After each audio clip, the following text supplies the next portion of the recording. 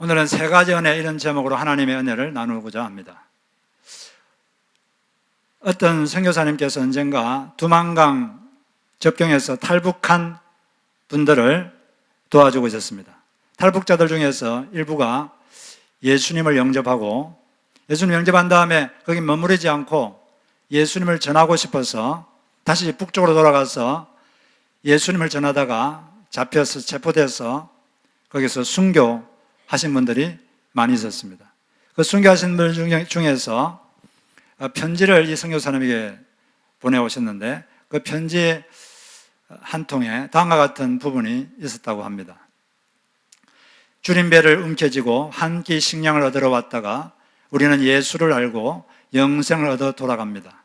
지금까지는 먹을 것이 가장 소중한 줄로만 알았었는데, 그보다는 하나님 말씀과 그리스도의 사랑이라는 것을 알고 이것들을 가슴속 깊이 간직하고 갑니다. 제가 등에 지고 가는 쌀과 옷은 빼앗길지라도 제 영혼 속에 모신 주 예수를 어찌 빼앗길 수 있겠습니까? 이제 저는 다시 저 어두운 북조선 땅으로 돌아갑니다. 저를 맞이하는 것은 안전보위부 요원들의 날카로운 채찍이겠지요. 그래도 부양해야 될 처자가 있으니 얼마간의 양식과 옷가지를 얻어 돌아갑니다. 그러나 그보다 더 중요한 것은 제 가족에게, 제 형제에게 예수를 전해주고 싶은 것입니다. 이제 배고픔도 안전보위부의 신문도 두렵지 않습니다. 예수님을 구주로 모신 기쁨만이 넘칩니다. 이런 내용이었습니다. 예수님을 누구든지 인격적으로 만나고 나면 이런 고백이 저절로 흘러나오게 되어 있습니다. 예수님과의 만남은 실제적인 만남이기 때문에 그렇습니다. 예수께서는 사람을 만날 때 그 사람의 영혼을 꿰뚫어 보시기 때문에 그 사람을 만나는 순간 그 사람의 핵심 필요를 꿰뚫어 보십니다. 그리고 첫마디가, 어떤 사람과의 만남의 첫마디가 그 사람의 핵심 필요를 건드리는 말을 하게 됩니다. 당사자도 잘 모르는 핵심 필요를 건드리고 그걸 채워주시죠. 예수님께서 니고데모라는 사람이 밤에 예수님을 찾아왔어요. 그때 니고데모에게 하신 첫마디가 무엇입니까? 그 첫마디가 니고데모의 핵심 필요를 건드린 거죠. 다음과 같이 말했습니다. 진실로 진실로 너에게 이르노니 사람이 거듭나지 아니하면 하나님 나라를 볼 수 없느니라. 그 당시 이스라엘의 국회의원이었던 그 사람에게 그런 말을 한 거예요. 네가 오래 교회 다녔다고, 또 지위가 높다고 하나님 나라에 들어가는 게 아니다. 나를 믿고 나를 영접하고 성령으로 거듭나야 하늘나라에 들어갈 수 있다. 이렇게 그의 핵심 필요를 지적해 주셨습니다.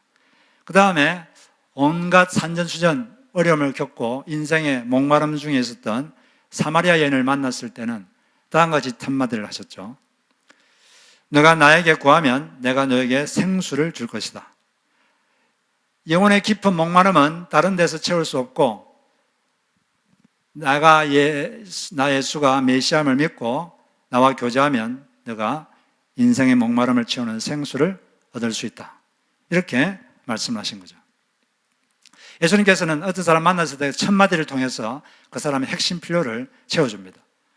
오늘 예수님께서 중풍병자를 만났는데 이 사람은 어떤 사람입니까? 지난주에 예수님께서 갈릴리 호수를 건너서 그라사인 지방에 가서 거기서 군대 귀신 들린 사람에게서 군대 귀신을 쫓아내고 그 사람만 치료하고 다시 갈릴리 호수를 건너서 다시 왔습니다. 갈릴리 호수는 조그마한 호수가 아닙니다. 제일 긴 쪽은 약 22마일, 짧은 쪽은 약 13마일 정도 되는 거대한 바다 같은 곳입니다.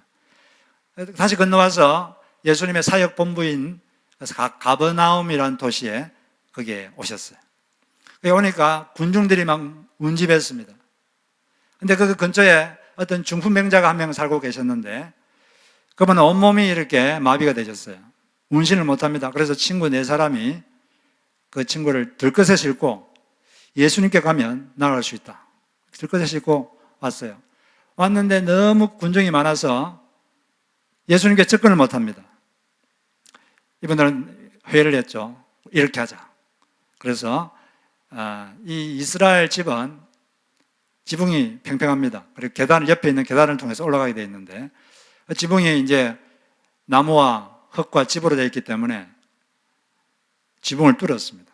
뚫어가지고 들것으로 그 중풍맹자를 달아내렸어요. 중풍맹자가 이제 예수님 곁에 오게 됐습니다.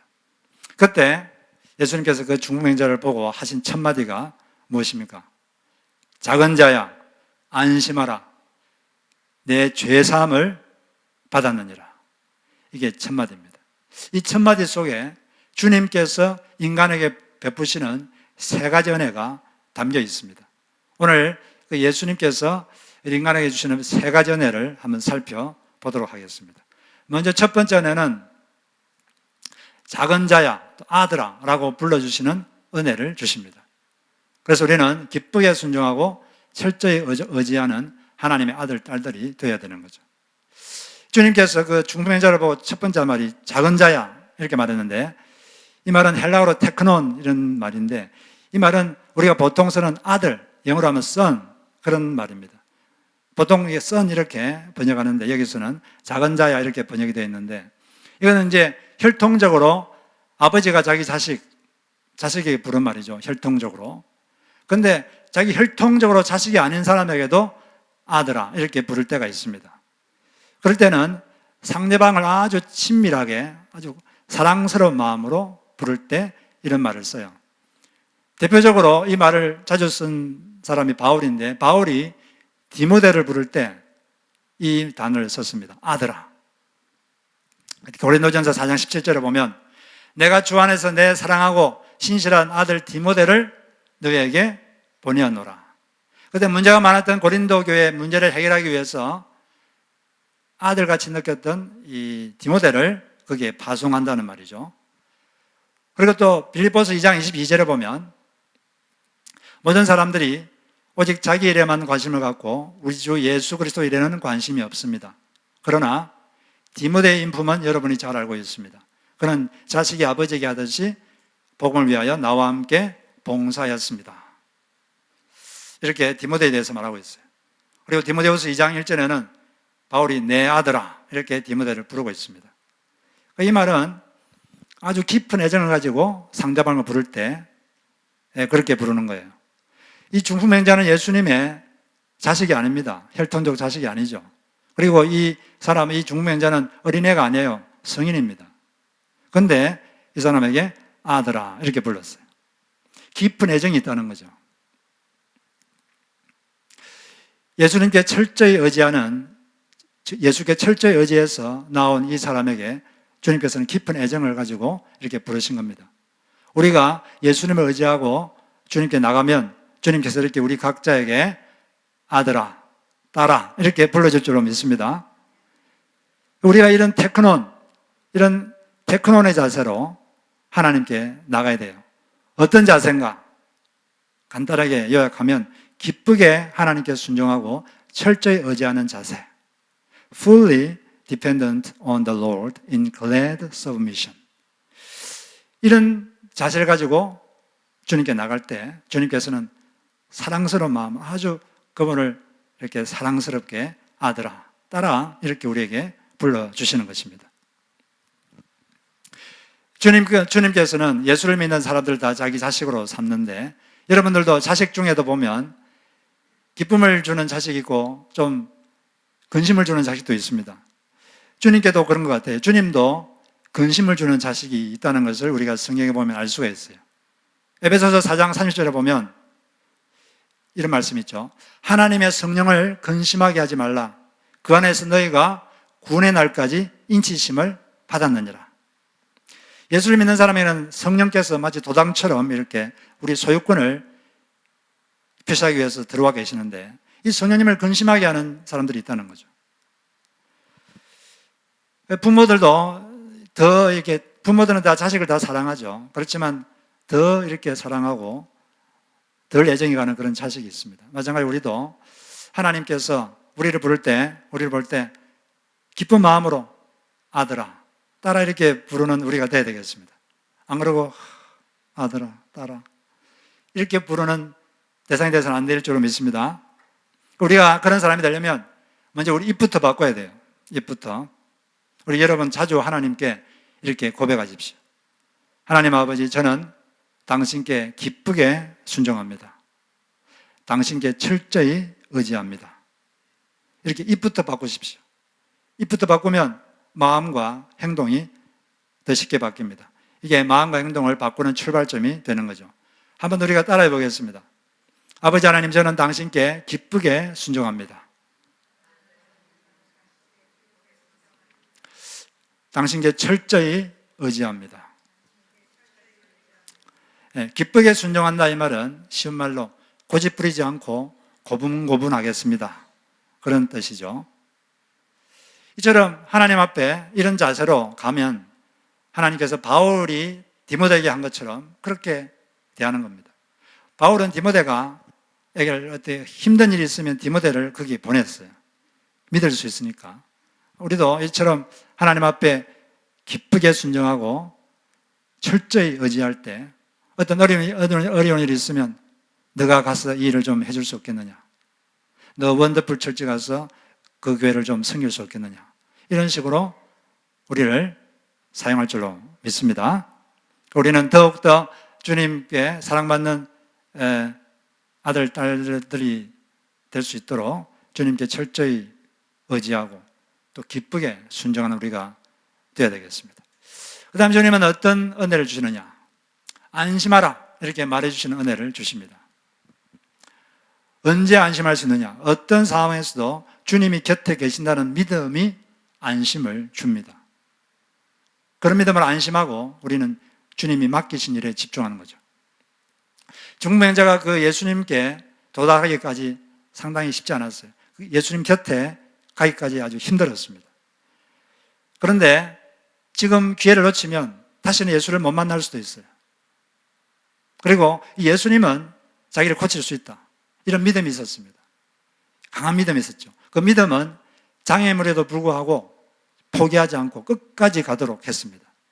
군중들이 운집에서 조금 더 앞으로 전진할 수 없을 때 그 믿음이 있거든요. 예수님만이 나를 고칠 수 있다. 그래서 끝까지 갔습니다. 그래서 드디어 예수님 곁에 가게 됐죠. 예수님께서 자기 곁에 온 그 중풍행자의 한 첫 마디가 안심하라. 왜 안심하라는 걸까요? 이제 내 곁에 있게 되었으니 안심하라. 그런 말씀이죠.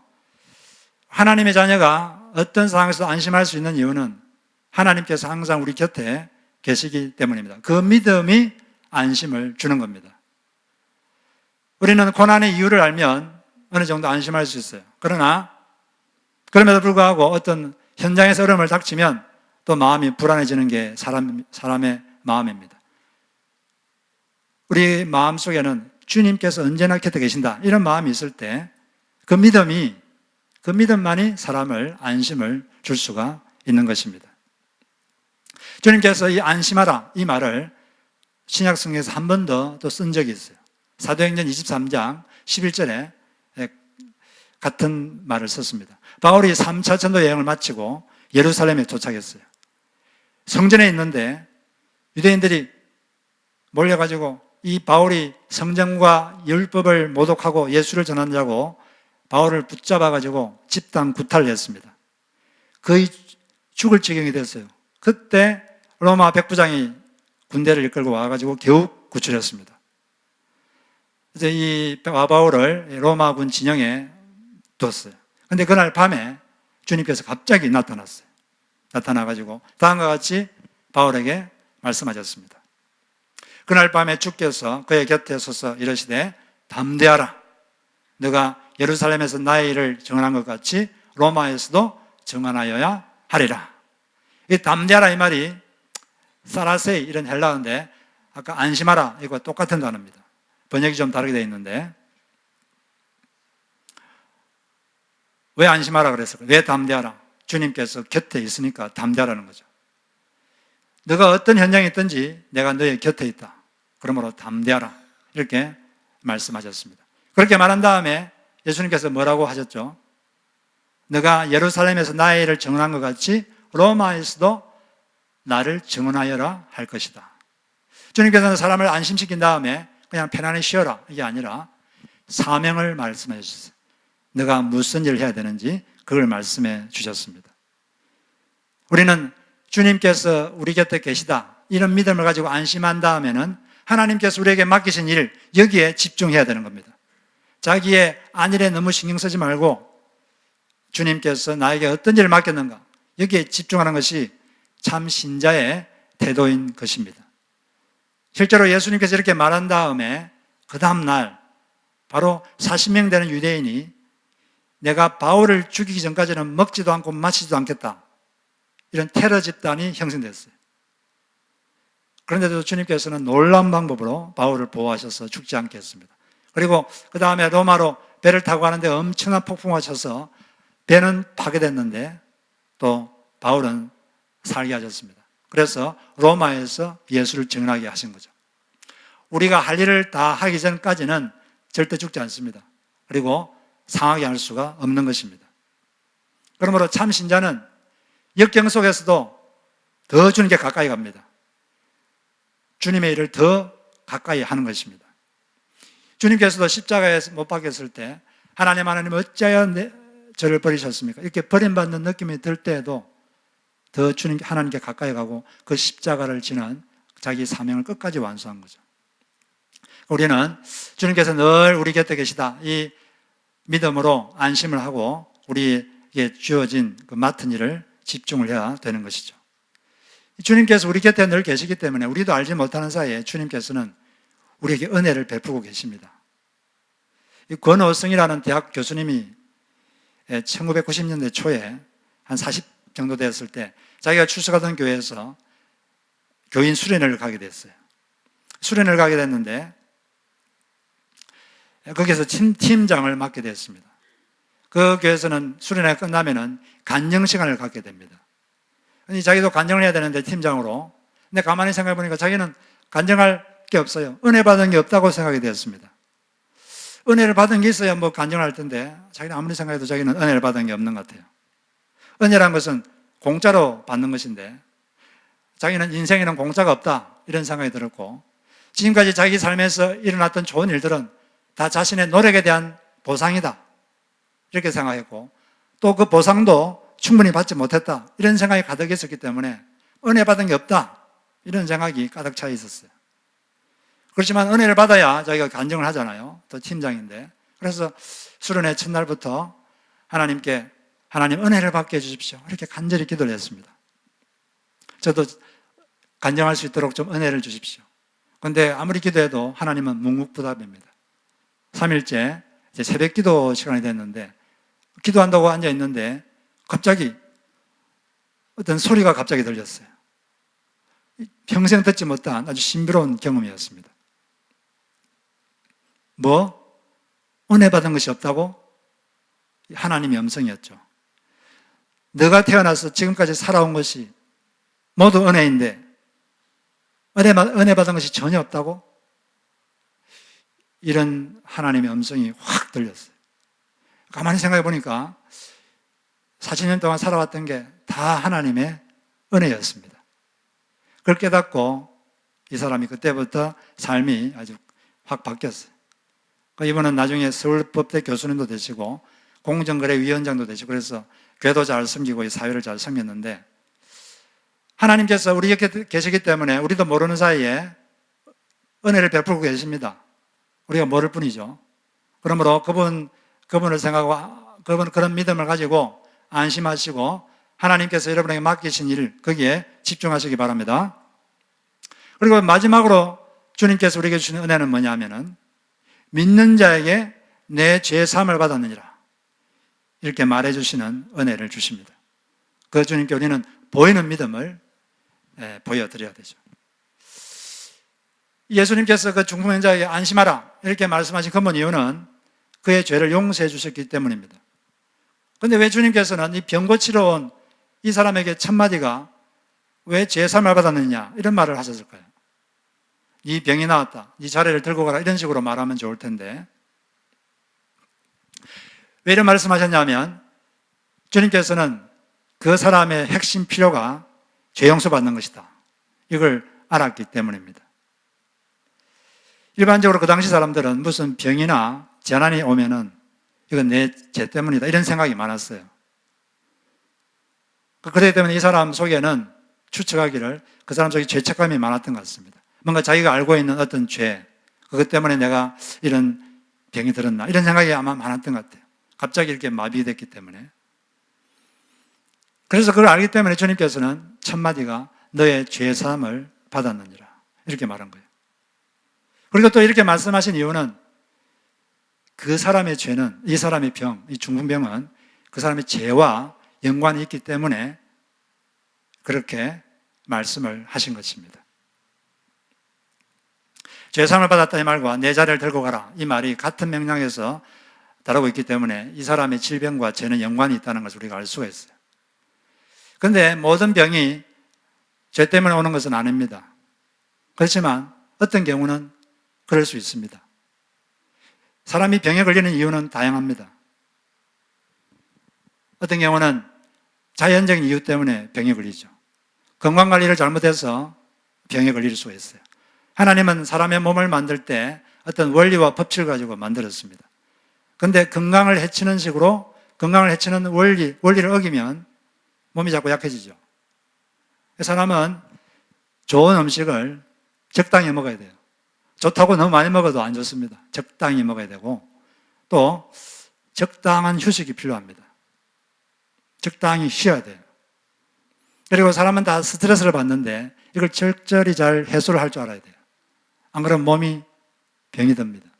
인간은 이 정신과 몸이 연결되어 있기 때문에 스트레스를 잘 풀어야 돼요. 그 다음에 또 적당히 운동을 해줘야 돼요. 이렇게 하면은 건강하게 살 수가 있죠.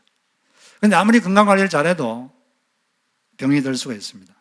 왜냐하면 이 세상은 천국이 아니기 때문에 여기는 가시와 엉겅퀴가 있는 세상입니다. 우리가 병에 걸리면 하나님이 건강관리를 더 잘하라고 그러시나 보다 하고 더 건강관리에 신경을 쓰면 되는 것이죠. 어떤 경우는 또 영적 나태를 예방하고 영적 진보를 위해서 병이 걸리는 경우가 있습니다. 바울의 경우는 그런 경우죠. 바울은 하나님이 교만해지지 말라고 육체에 가시를 주셨어요. 교만해지면 더 이상 바울과 일을 할 수 없기 때문에 그렇게 한 겁니다. 욥의 경우는 왜 그 사람 몸에 병이 들었습니까? 욥은 아주 어려운 사람이었어요. 그런데 1장에 보면 욥이 하나님께 갖고 있는 그 사랑이 순수한 사랑인지 아니면 불순한 사랑인지 그것을 테스트 해보기 위해서 그렇게 하셨다 이렇게 되어 있습니다.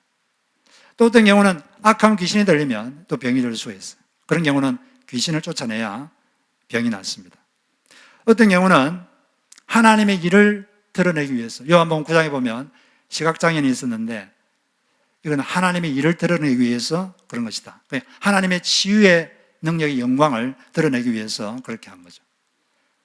그런데 어떤 경우는 또 죄 때문에 병이 걸릴 수 있습니다. 요한복음 5장에 보면 38년 된 병자를 고치신 다음에 주님께서 이렇게 말했죠. 더 심한 것이 생기지 않게 다시는 죄를 범치 말라. 이 말은 그 사람의 병은 그 사람의 죄와 관계가 있다는 거죠. 오늘 이 중풍병자도 막 그런 경우인 것 같습니다. 그렇기 때문에 이 사람은 이 죄 문제를 해결해야 이 병 문제도 해결되는 거죠. 그렇기 때문에 그렇게 말씀을 하신 것입니다. 그래서 우리는 어떤 고통을 당할 때 혹시 이것이 자신의 잘못이나 어떤 죄 때문에 그런 것이 아닌가 이걸 한번 생각을 해볼 필요가 있습니다.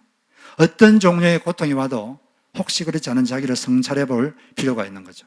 그래서 하나님께 기도해야 돼요. 하나님 혹시 제가 용서받아야 될 죄나 잘못이 있습니까? 제가 고쳐야 될 것이 혹시 있습니까? 이렇게 질문을 해보는 것이 좋습니다. 왜냐하면 주님께서는 우리에게 다양한 방식으로 말씀하시거든요. 설교를 통해서도 말씀하시고 성경을 통해서도 말씀하시고 꿈을 통해서도 환상을 통해서도 말씀하시지만 그 사람의 경험, 어떤 환경, 사건을 통해서 우리에게 말씀할 때가 있기 때문에 그렇습니다.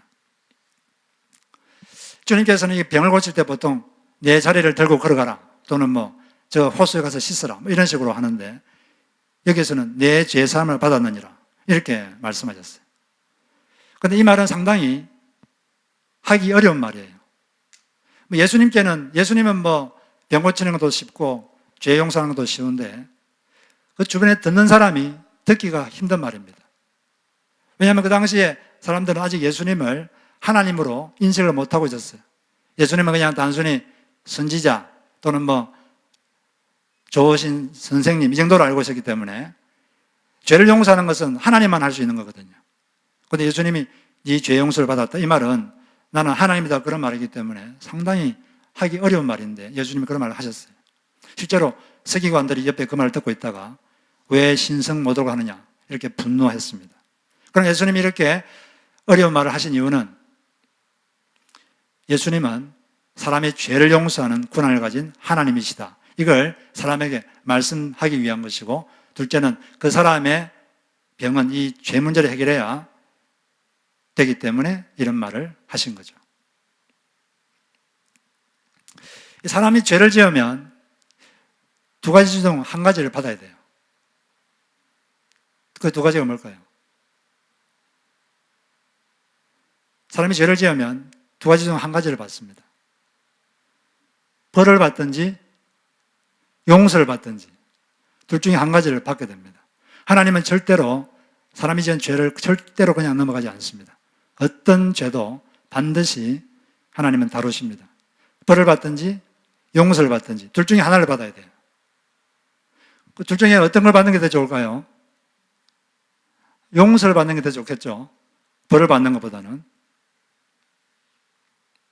그런데 용서를 어떻게 받느냐 그러면?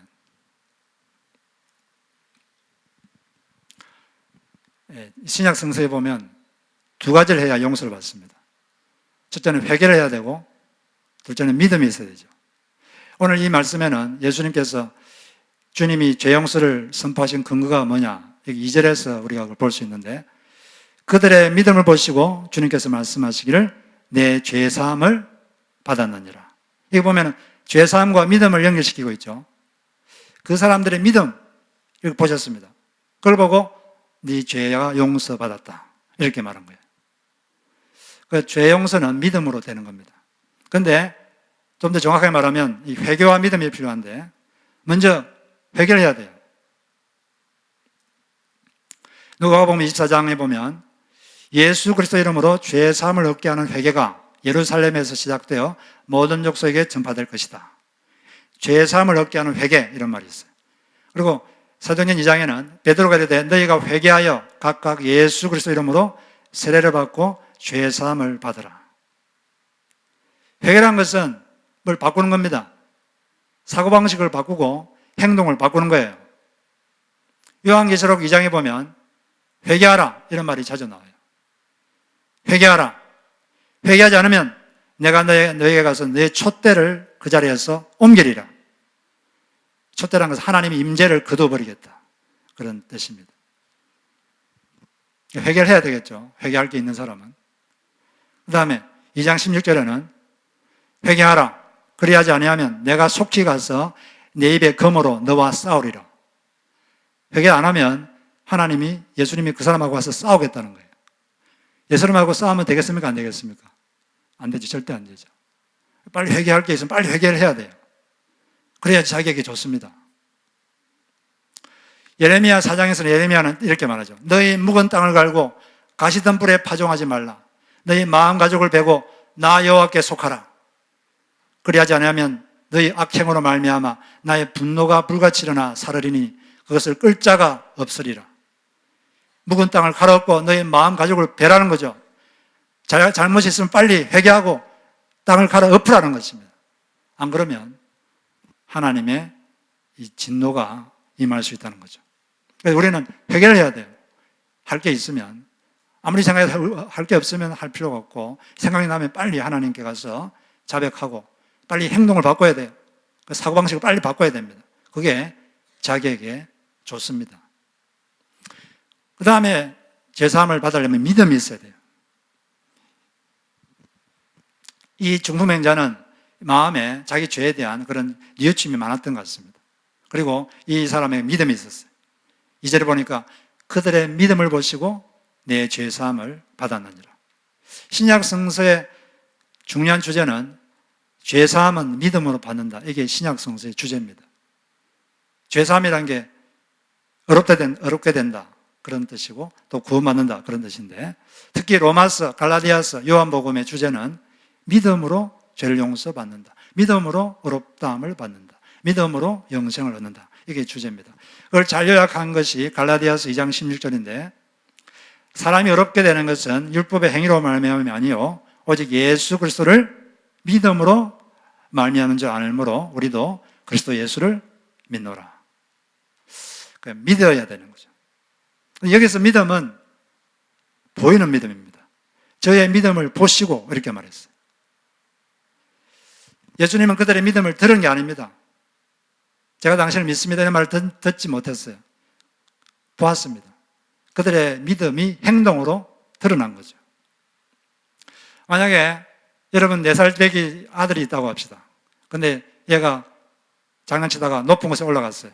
내려올라오니까 겁이 나서 못 내려옵니다. 그때 아빠가 밑에 있다가 이렇게 말했어요.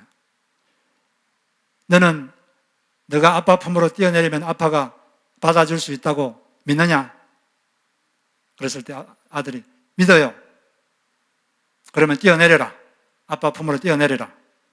그랬을 때 얘가 뛰어내리면 얘는 아빠를 믿는 거죠. 근데 아빠가 널 받아줄 줄 믿느냐? 그랬더니 믿어야 했는데 뛰어내려라 그러니까 못 뛰어내립니다. 행동을 못 해요. 그러면 얘는 믿음이 있는 겁니까? 없는 겁니까? 믿음이 없는 거죠. 말로는 믿는다 했는데 이게 행동이 안 따르는 거죠. 이런 믿음을 야고보서 2장에서는 죽은 믿음이다. 가짜다. 이렇게 말한 거죠. 이 믿음이 있으면 이 행동으로 나타나야 보여야 됩니다. 보이는 게 진짜 믿음이에요.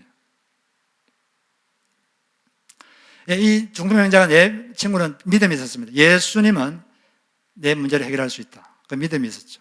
그래서 장애물이 있어도 포기하지 않고 끝까지 간 거죠. 행동으로 보여준 거죠.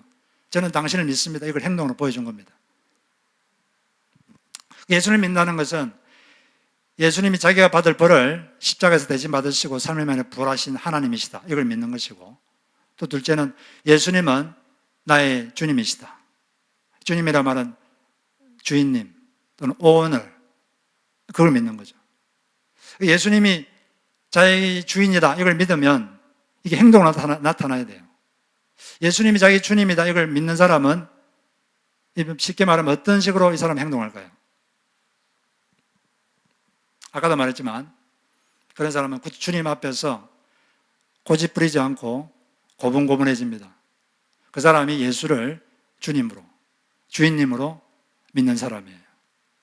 그런데 입으로는 예수가 주님입니다 이렇게 말하는데 살아가는 걸 보면 자기 마음대로 살고 자기 하고 싶은 대로 살고 자기 고집대로 살고 이러면 그 사람의 믿음은 진짜라고 말하기가 어렵죠. 가짜일 확률이 많습니다. 우리는 쉽게 예수님은 주님이시다 이런 고백을 하는데 우리 신약 성서에 그런 말이 많잖아요. 예수를 주라 신하면 너희들이 구원을 받는 이런 말을 하게 되는데 근데 그런 말이 써있던 1, 2세기 당시는 그 말을 그렇게 쉽게 가볍게 할 수 있는 말이 아니었습니다. 1, 2세기는 로마가 다스리던 시대인데 이스라엘 사람들은 정기적으로 관원 앞에 가서 이걸 고백해야 돼요. 로마 황제가 주이십니다. Caesar is Lord. 이런 말을 해야 돼요. 그런데 그 말을 안 하면 큰 문제가 생깁니다. 어떤 순교자 앞에 로마 관원이 말했어요. 예수가 주가 아니라 시저가 주이시다. 이걸 고백해라. 그러면 살려준다. 그런데 그분이 이렇게 말했어요. 저의 주 예수님은 86년 동안 저에게 아무런 잘못을 한 것이 없습니다.